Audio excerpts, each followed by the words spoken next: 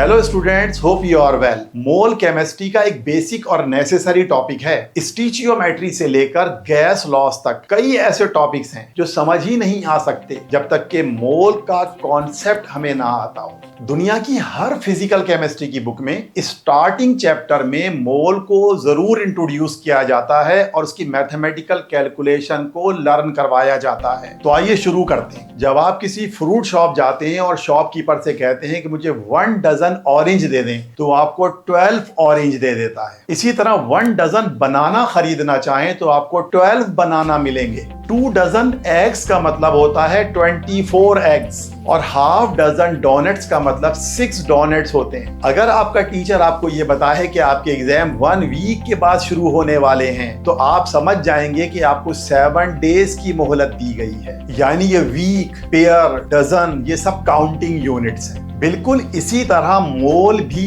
एक counting unit है जो किसी केमिकल सब्सटेंस में एटम्स, आयंस या मॉलिक्यूल की न्यूमेरिक वैल्यू बताती है और ये वैल्यू 6.02 × 10⁻23 मानी जाती है। देखिए 1 डजन ऑरेंज हम काउंट कर सकते हैं क्योंकि इनका साइज बिगर है और ये विजिबल है। लेकिन क्या आप इस वॉच ग्लास में मौजूद मैग्नीशियम के एटम काउंट कर सकते हैं? तो आपका जवाब होगा नो। क्या आप इस मैग्नीशियम के डिपॉजिट में एटम कैलकुलेट कर सकते हैं? यस, एटम कैलकुलेट कर सकते हैं, मगर इसके लिए आपको मोल का कॉन्सेप्ट आना चाहिए और मोल की मैथमेटिकल कैलकुलेशन सीखनी पड़ेगी। तो लेट सपोज ये मेरे पास एक एनालिटिकल बैलेंस है और इसमें मैं मैग्नीशियम का कुछ अमाउंट डाल देता हूं। एनालिटिकल बैलेंस बता रहा है कि लेट सपोज इसका मास आ रहा है 24 ग्राम और मैग्नीशियम का एटॉमिक मास भी 24 होता है। लिहाजा हम एक छोटी सी कैलकुलेशन करेंगे कि mole is equal to mass upon molar mass. ये जो मास आ रहा है इस डिपॉजिट का, इसको मैग्नीशियम के मोलर मास से डिवाइड कर देंगे। मोलर मास भी मैग्नीशियम का 24 है, तो ये आंसर आ जाएगा 1। यानी इस डिपॉजिट में मैग्नीशियम के 1 मोल मौजूद है। अगर 1 मोल मौजूद है तो उसमें नंबर ऑफ एटम कितने हो जाएंगे? 6.02 × 10⁻23। यानी आपने मैथमेटिकल कैलकुलेशन करके बगैर काउंट किए इस डिपॉजिट में मैग्नीशियम के एटम बता दिए।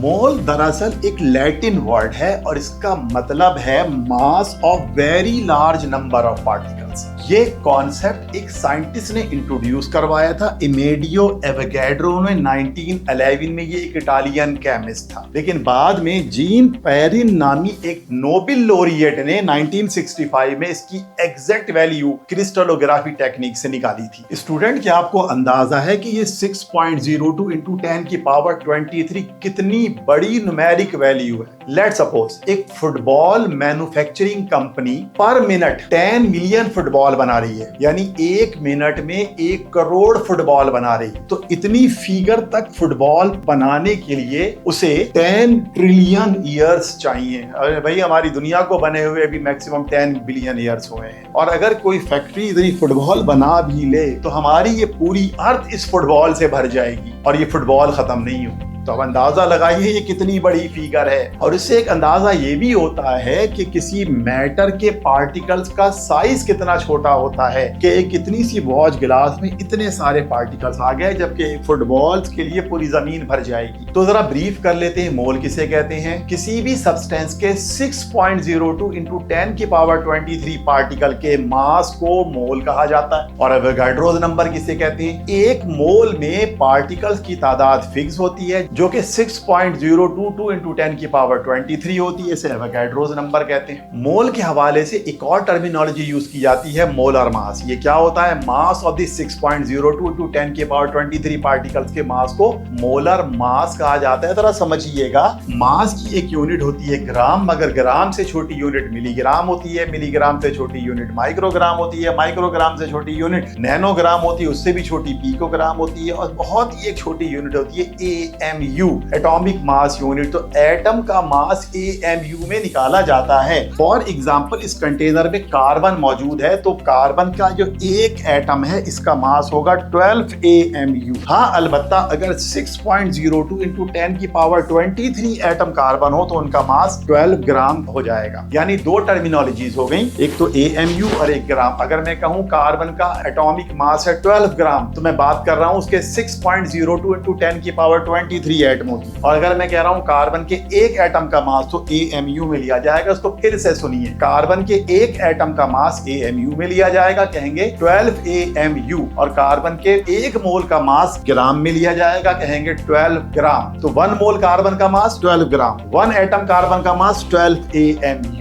यूजुअली हम एटॉमिक मास को ग्राम में ही लेते हैं और इसी को हम कहते हैं मोलर मास, यानी एक मोल का मास। इसी तरह से एक और एग्जांपल पे आ जाए, एक ग्लास में वाटर मौजूद है और अगर हम उसके वाटर के मॉलिक्यूल का मास लें तो कहेंगे 18 AMU। लेकिन अगर हम 6.02 10 की पावर 23 एट मॉलिक्यूलों का मास लेंगे तो कहेंगे 18 ग्राम। अगर मैं कह रहा हूं कि इसका मास 18 ग्राम है तो इसका मतलब हम उसके एक मोल के मास की बात कर रहे हैं। जाहिर है कि एक मॉलिक्यूल का मास तो हम निकाल ही नहीं सकते, इसीलिए तो हम ये टर्मिनोलॉजी मोलर मास यूज करते हैं। मोल के हवाले से एक और टर्मिनोलॉजी यूज की जाती है, उसे कहते हैं मोलर वॉल्यूम। मोलर वॉल्यूम दरअसल गैस के लिए टर्मिनोलॉजी यूज होती है। स्टैंडर्ड टेम्परेचर और प्रेशर पर एक मोल गैस का वॉल्यूम 22.4 डेसीमीटर क्यूब माना जाता है। स्टैंडर्ड टेम्परेचर प्रेशर क्या होते हैं, जिसमें टेम्परेचर 273 केल्विन हो और प्रेशर 1 एटमॉस्फेयर हो। 273 केल्विन का मतलब है 0 डिग्री सेल्सियस। ब्रिटिश यूनिट में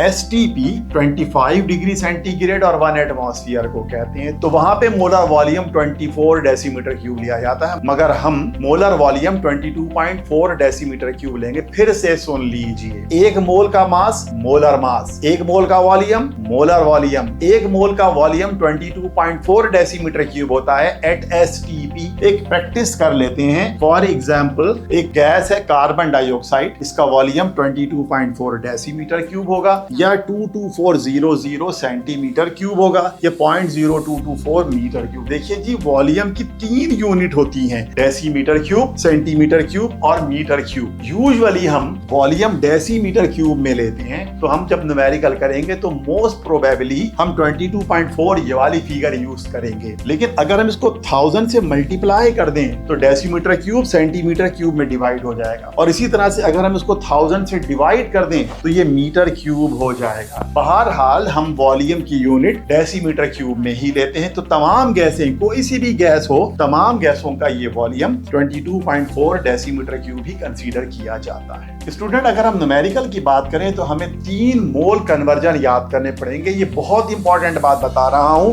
मोल कन्वर्जंस। ये 3 मोल कन्वर्जन आप याद कर लें। एक तो क्या है, अगर नंबर ऑफ मोल मालूम करने हो तो गिवन मास को मोलर मास से डिवाइड कर देंगे। अगर नंबर ऑफ मॉलिक्यूल्स मालूम करने हो तो मोल को एवोगैड्रोस नंबर से मल्टीप्लाई कर दिया जाता है। मोलर वॉल्यूम निकालना हो एट STP तो मोल को 22.4 से मल्टीप्लाई कर देते हैं। कोई भी न्यूमेरिकल करना हो, यूं समझ लीजिए 3 फार्मूले हैं जिनकी बुनियाद पे आप न्यूमेरिकल सॉल्व करेंगे। फॉर एग्जांपल एक न्यूमेरिकल करते हैं, इसमें लिखा हुआ है calculate the number of mole of 19.62 gram of a sample of zinc. Atomic mass zinc का 65.4 दिया हुआ है। तो भाई सुनिए, इसका सोल्यूशन हम कैसे करेंगे। नंबर ऑफ मोल्स किसके बराबर होता है, मास अपॉन मोलर मास। ये देखिए, ये हमारी पहली रिलेशन थी कि नंबर ऑफ मोल बराबर है मास अपॉन मोलर मास। तो वही मैंने भी यहाँ लिखा है कि नंबर ऑफ मोल बराबर है मास अपॉन मोलर मास। अब इसमें से देखिएगा, मास आपको दिया हुआ है 19.62 ग्राम और मोलर मास ये नीचे दिया हुआ है आपको 65.4। आपको गिवन में एटॉमिक मास लिखा हुआ मिलेगा, लेकिन बहरहाल हम इसको मोल में लेंगे, यानी कि मोलर मास की कंडीशन में इसको लिखते हैं। तो ये नंबर ऑफ मोल आपके इस तरह से निकल आएंगे 0.3। नंबर ऑफ मोल की कोई यूनिट नहीं होती क्योंकि ये 2 मास का रेशो है। एक और न्यूमेरिकल देखिएगा, इसमें लिखा हुआ है calculate the number of molecules in 1.5 mole of water. तो ये फार्मूला है, नंबर ऑफ मॉलिक्यूल बराबर है मोल इंटू एवोगैड्रोस नंबर। क्या लिखा हुआ है, नंबर ऑफ मॉलिक्यूल बराबर है मोल इंटू एवोगैड्रोस नंबर। तो मोल आपको दिए हुए हैं 1.5, मल्टीप्लाई कर देंगे 6.02 10 की पावर 23 से, you will get the answer 9.02 into 10 की पावर 23। तो न्यूमेरिकल नंबर 3 पे आ जाते हैं। Calculate the